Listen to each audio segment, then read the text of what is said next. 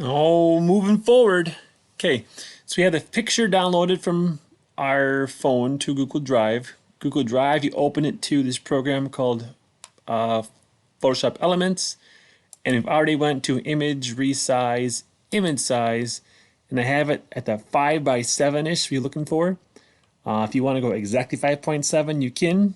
Just have to unlink to make this here independent. And I can make this here if I want 7 exactly. Unlink. Oh, you can't. There we go. Resample the image to unconstrained proportions. Now I can go 5 by 7 if you really want it to be exact. But if you're happy with if it's close, that's okay too, because no one probably is gonna even know. Okay, there it is. Oh, don't like that. Undo that. Back to how it was. Actual size. Okay. So today we're looking at some things as far as starting that two-face assignment. I'll begin by just trying some of the features you use in the Your Face assignment. So we'll zoom in a little bit, and then we'll pan up a little bit.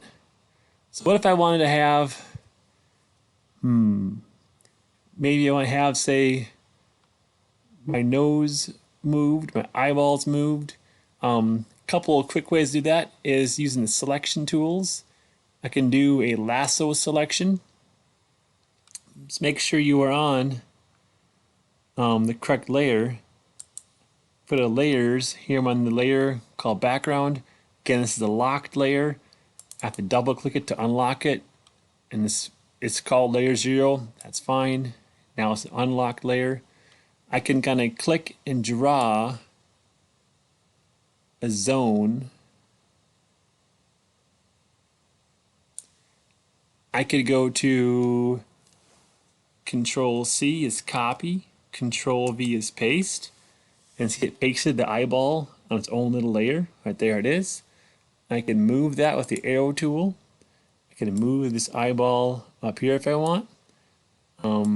Maybe park it a little bit higher on my eye line up here. But now it looks pretty fake.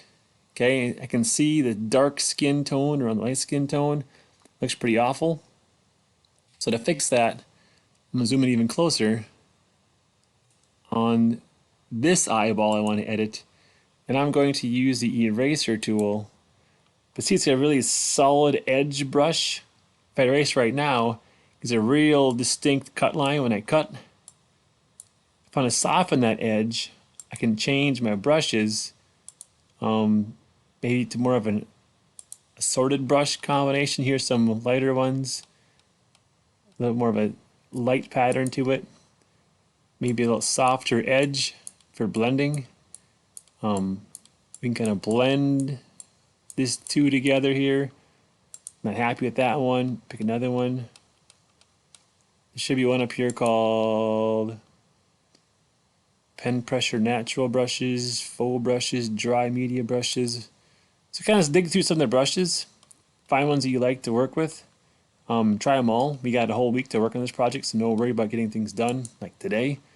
What does the natural brush give me? There we go. A little softer edge. I can go a little bit bigger maybe.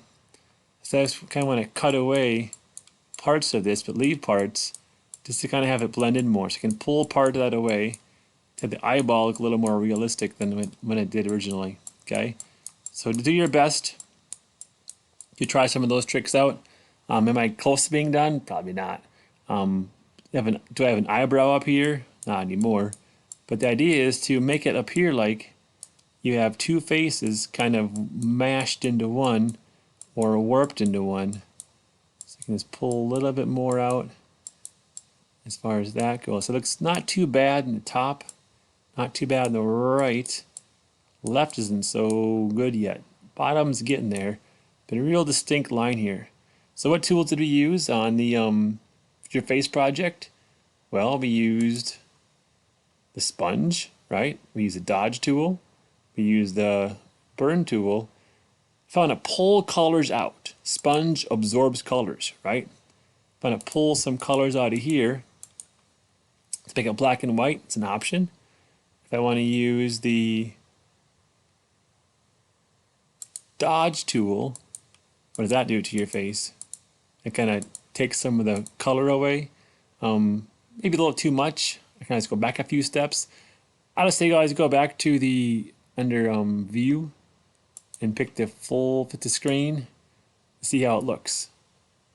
If we're getting close, okay. So getting there, a little bit kind of I have to work on this here yet. So take your time, really work on the edits to make it look like you always had two faces mashed into one. Or here you're gonna go for like this approach. Could you copy your mouth and nose and put it up here on your forehead? Sure you can. Can you take a side view of your face and mash it up with a front view of your face? So my guess here is it's a front view. Here's his eyeball from the front, eyebrow from the front, ear from the front, cheek from the front, mashed in with a side view of his nose, side view forehead. So it's a side view mashed into a front view. How? Took two photos, open, put them on top of one another, and cut things away. See, he looks believable, right? The dark eye line with the eyeball below it. My guess is he puts the eyeball below, not above. I went above, didn't work. Below might be the answer for that one, okay? So maybe my eyeball looks better below versus then above. All right? Might fit in a little better having that. How to copy things too, not a big deal there. I can zoom in, I can use the lasso tool. I'm going to grab a chunk of screen. I won't do it very clean, so I'm going to do a quick video here. I have it. We can zoom out, again, edit copy. Oops, can't copy here. Why? Nothing available. This is the layer I want to be on. Now edit copy, edit paste. So there it is. I can move this chunk up. I can rotate it if I want.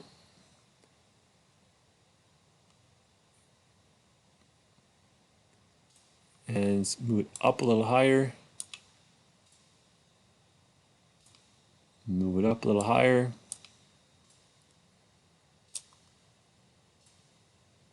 And then do a little editing to this here, make it look a little more believable.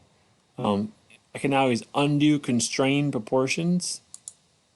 That way I can kind of manipulate this a little bit better. Go a little narrower, a little wider. Hey, you got hair back. Look at that. Ah, I like it. A little lower. So we're getting close. And again, I always go to view, fit to screen. So you have to work with. View, fit to screen. Okay. So I'm nowhere near where I want to be, but that's the idea. So use these tools over here, like you did for your face, to make it appear as you have two faces. All right, questions? Hey, let me know.